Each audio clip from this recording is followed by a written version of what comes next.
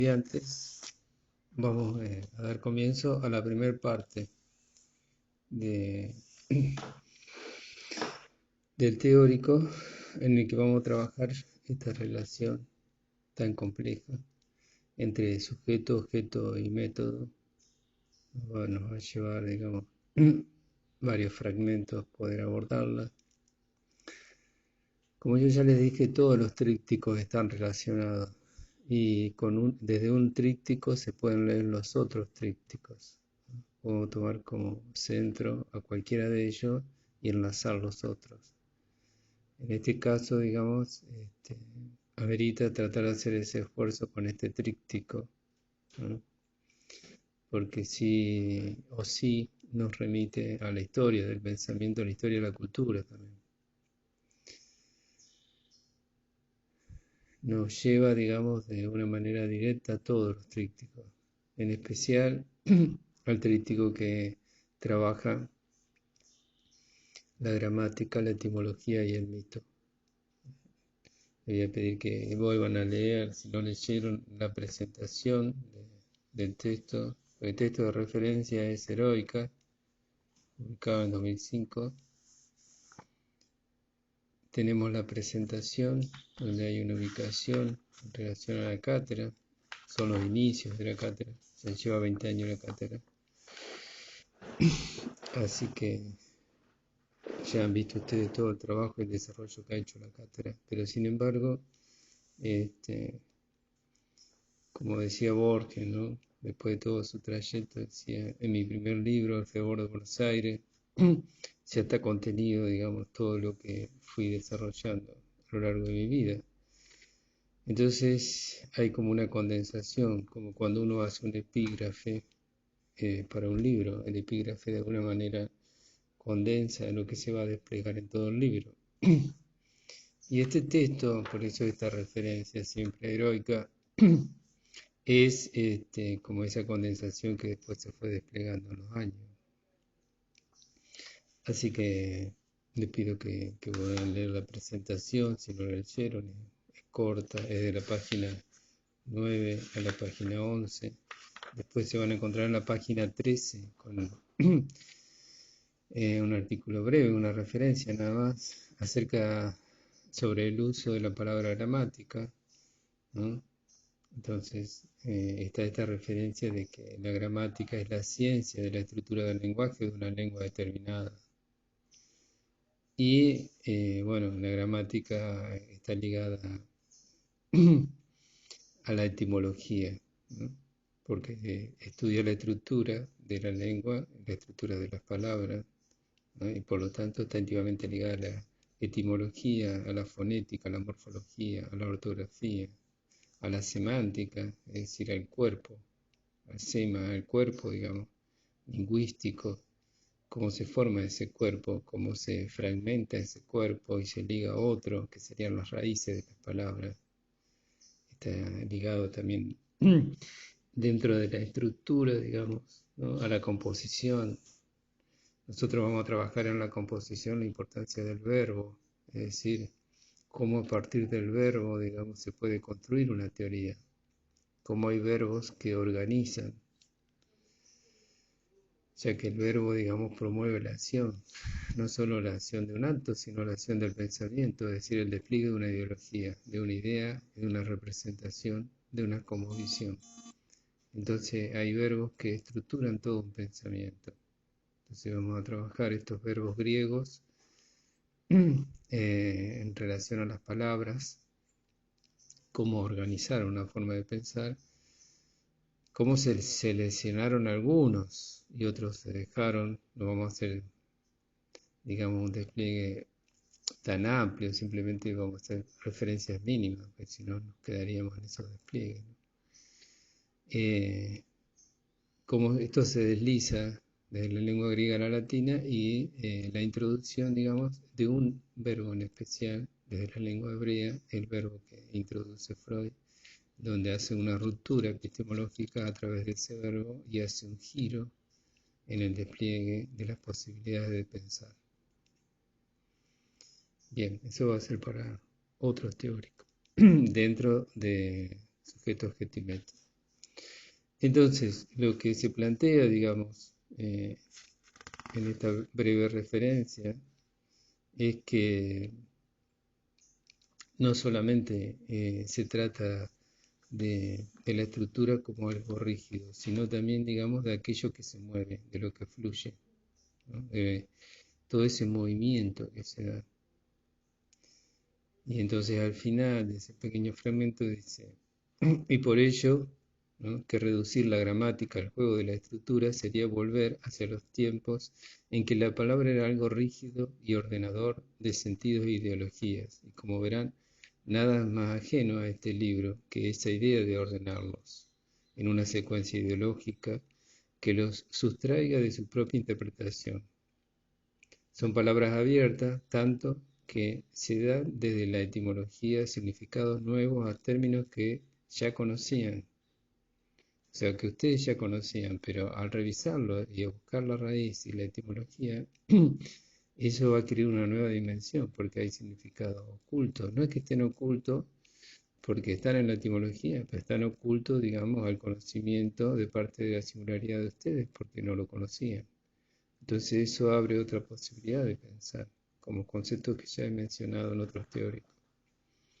Entonces, desde este punto de vista, es un libro de orden fenomenológico, ¿no?, que responde a la economía del lector y su escritura, y se transversaliza hacia el horizonte de sus posibilidades, que puede tener él mismo en su inserción, tanto sea en su vida, digamos, como en su formación en este caso, es decir, qué es lo que ustedes pueden leer de todo lo que se ofrece, qué es lo que ustedes pueden escribir de todo aquello, digamos, que recuperan y que recrean, que elaboran a través de la apropiación simbólica que se hace.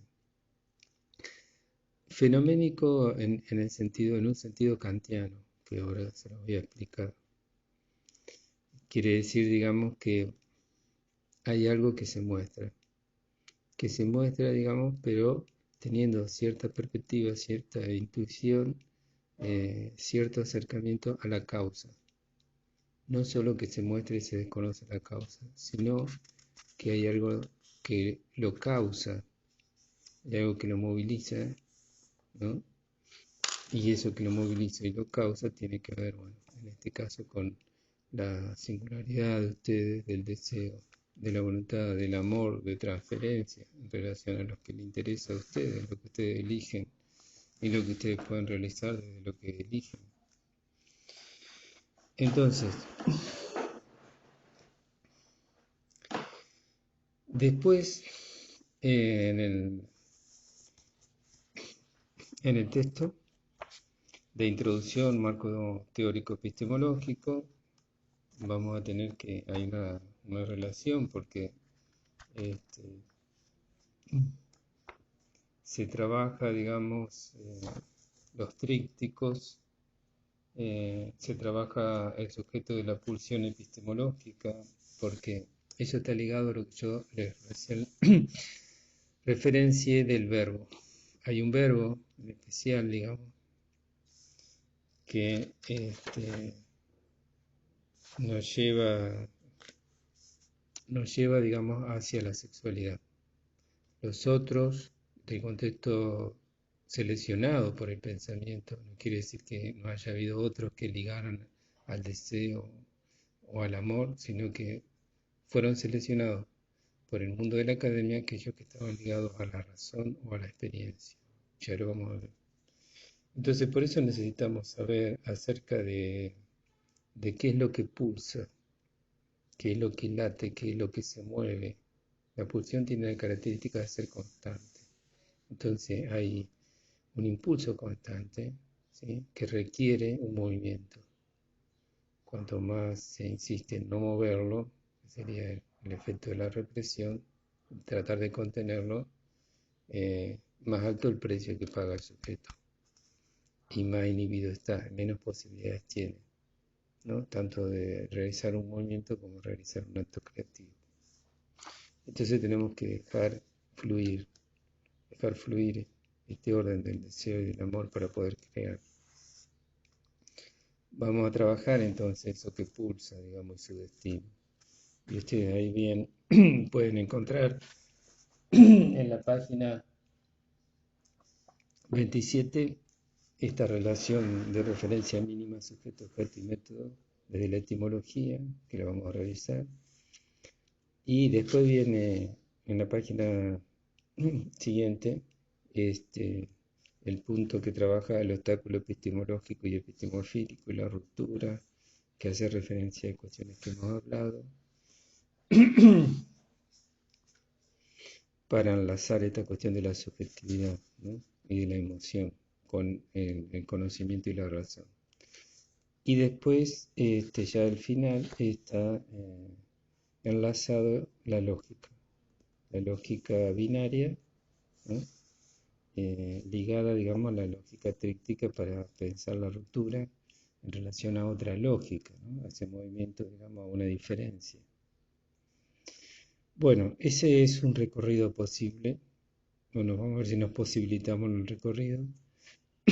Pero necesitamos, antes de poder hacerlo, poder historizar.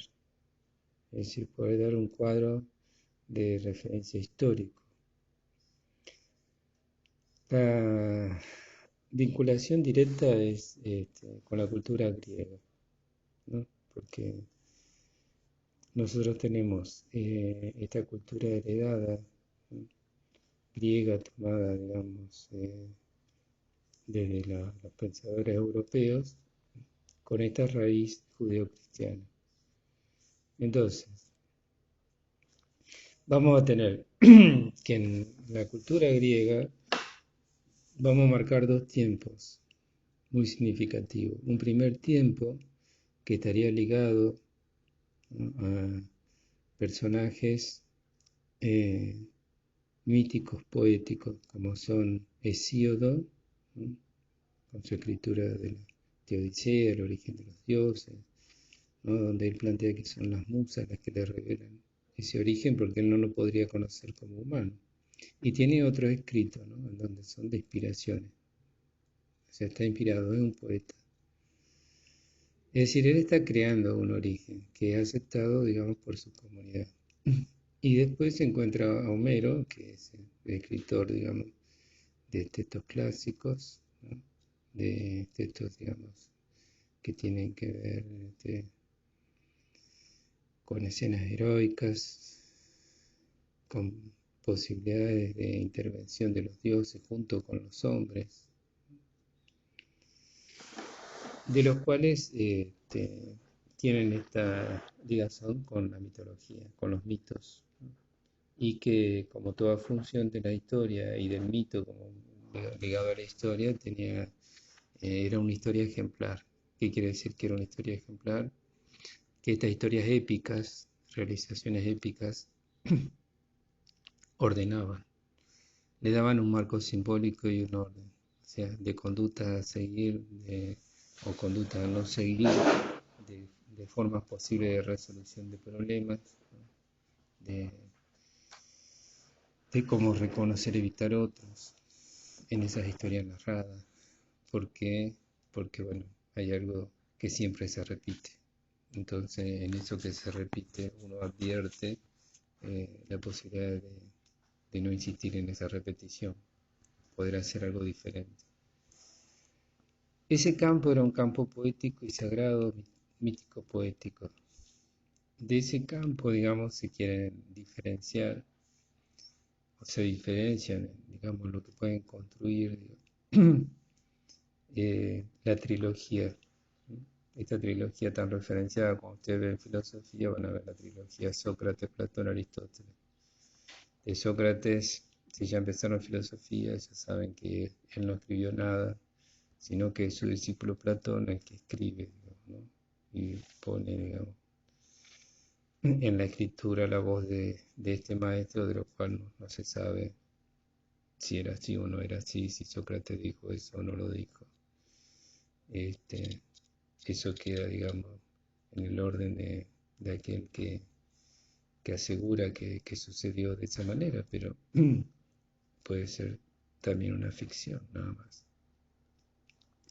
No obstante, existe en el hecho de que está escrito y al estar escrito tiene una entidad. Y por lo tanto, haya existido o no el personaje Sócrates, es real en cuanto está esa escritura que lo verifica. Real en ese plano simbólico. Bien, Platón, digamos, tiene esta relación con los poetas. Él se quiere desprender de los poetas, ¿no? Porque de la trilogía que él plantea en relación al conocimiento, la creencia, que sería el tiempo anterior a él, ese tiempo, digamos, ligado a los dioses, ligado a un saber, pero revelado por el oráculo, ¿no? No desde la razón del hombre. Y después el otro movimiento sería la prueba, ¿sí? Y la verdad. La verdad, digamos, presenta para él como no del mundo material, por eso, digamos, esta representación de sus ideas en el topos urano, así en un mundo ideal, digamos, uno conoce, son ilusiones las que se conocen, es un mundo de ilusiones. Entonces lo que necesitamos es la prueba, el camino de la prueba. En este camino de la prueba, digamos, de poder estructurar el pensamiento, es su discípulo Aristóteles el que lo materializa. Entonces, para materializar, digamos, esta posibilidad de buscar la prueba, de, de buscar una verdad comprobada, despliega, digamos, lo que es la lógica como lo que sería la estructura del pensamiento, buscando la verdad como una adecuación entre el pensamiento y la cosa. Bueno, será posible eso. En el campo de la verificación, que sería la tercera posibilidad entre verdadero y falso, esto va a quedar en la poética, digamos, y no va a ser tomado por la academia. Entonces va a quedar ya instalada la estructura binaria, por eso está tan ligado el tema a la lógica binaria, porque se estructura acá. Despliega, digamos, Aristóteles, digamos, los principios lógicos, que son el de identidad, no contradicción, tercero excluido. Luego un pensador, un filósofo de la modernidad, Leibniz, va a agregar otro que es de razón suficiente, todo tiene una razón de ser. Esta razón de ser, digamos, después Spinoza la va a recrear en un sentido más vivencial, en cuanto que la razón de ser la va a ligar al deseo de persistir, al deseo, digamos, de vivir. Y ahí encontramos algo del orden del deseo que después va a recuperar el psicoanálisis. Pero eso es un deslizamiento que se produce, porque en un principio, digamos, esto de la identidad, de la no contradicción entre el tercero excluido, los tres están ligados en uno solo. Está pensado, digamos, en esta adecuación entre el pensamiento y la cosa, que es la referencia primera que le di de Aristóteles. Entonces, el principio de identidad es aquello que tiene que coincidir, ¿no? Está todo pensado en el orden material. Es decir, si yo digo mesa, tiene que ser una mesa y no otra cosa. No puede ser dos cosas al mismo tiempo. No puede ser una mesa y una silla. Y una tercera posibilidad, menos aún, ¿no? Esta vía de, lo, de la contradicción, digamos, ¿no? O del tercero excluido, algo que puede ser dos cosas al mismo tiempo, es impensable. Esto está ligado, digamos, a Parménides, que es otro filósofo anterior, digamos, donde planteaba que la vida del ser era y la vida del no ser no era, y ir hacia la vida del ser y no ser era imposible. Es decir, dos cosas al mismo tiempo. Bueno, esa vía de lo imposible es la vía que después va a seguir el psicoanálisis. ¿Por qué? Porque es esa vía, digamos, donde se rompe lo binario en una terceridad que une a lo binario. Por ejemplo, el concepto de odio-enamoramiento. es decir, cómo se puede pasar de uno a otro en relación a un mismo objeto, en este caso objeto de amor, de deseo. El concepto de verdad y falsedad, como digamos una mentira, ¿sí? En términos de lo que puede ser falso, encubre una verdad. Eso es impensable de una lógica binaria, pero la lógica binaria divide, ¿no? Por eso están los juicios que establece Platón, digamos, como categoría, ¿sí? El juicio de lo verdadero y lo falso. Y para poder, digamos, llegar a esos juicios, tenemos los tipos de razonamiento. El razonamiento inductivo, que parte de lo individual a lo general, el deductivo, de lo general a lo particular, que son los dos razonamientos privilegiados y que van a dar, digamos, fundamento a la filosofía. Los racionalistas van a buscar para fundamentar sus hipótesis y sus teorías el razonamiento deductivo, los empiristas razonamiento inductivo. Uno se afianza en la experiencia, otro la razón. Hay un tercer tipo de razonamiento, que es el aductivo, que es el razonamiento por analogía. Ese razonamiento por analogía la academia lo desecha, lo deja a un costado, porque es un razonamiento comparativo, digamos, ¿no? Un razonamiento, digamos, que se compara porque el objeto está ausente. Entonces no se puede, digamos, hacer la demostración sobre ese objeto. Este va a ser el razonamiento privilegiado de psicoanálisis. ¿Por qué? Porque el objeto de estudio de psicoanálisis es el inconsciente y por lo tanto el objeto está ausente. No hay una materialidad, hay un fenómeno, es decir, hay un acto que se produce, pero no se lo puede observar directamente. ¿Sí? Este campo empírico se da, pero de otra manera, no al modelo, digamos, que está planteado acá de la materialidad, ¿sí? De los objetos, sino que hay objetos que no son del plano físico, sino que son del plano psíquico.